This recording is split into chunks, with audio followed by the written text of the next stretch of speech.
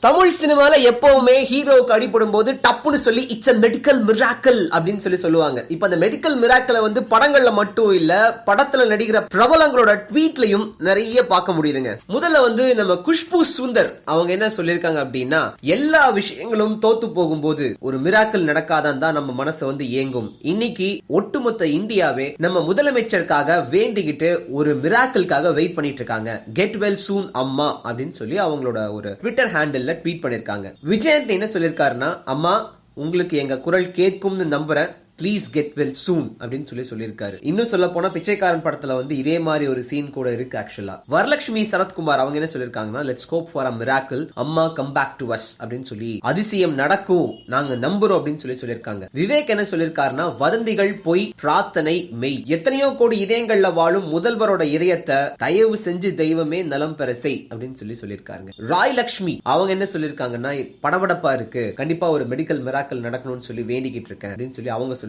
இன்னும் பல பிரபலங்கள் அவங்க மனசுல இருக்கிறத ட்வீட்டா சொல்லிட்டு இருக்காங்க. எல்லா அப்டேட்ஸும் உங்களுக்காக கண்டிப்பா காத்துக்கிட்டு இருக்கோம். மறக்காம இந்த சேனலுக்கு சப்ஸ்கிரைப் பண்ணுங்க. என்ன பார்த்தா இப்போ வெளியில போகும்போது எல்லாரும் ஜெயலட்சுமின்னு தான் கூப்பிடுது. எனக்கு ரொம்ப சந்தோஷம். ஐ அம் சோ ஹானர்ட்.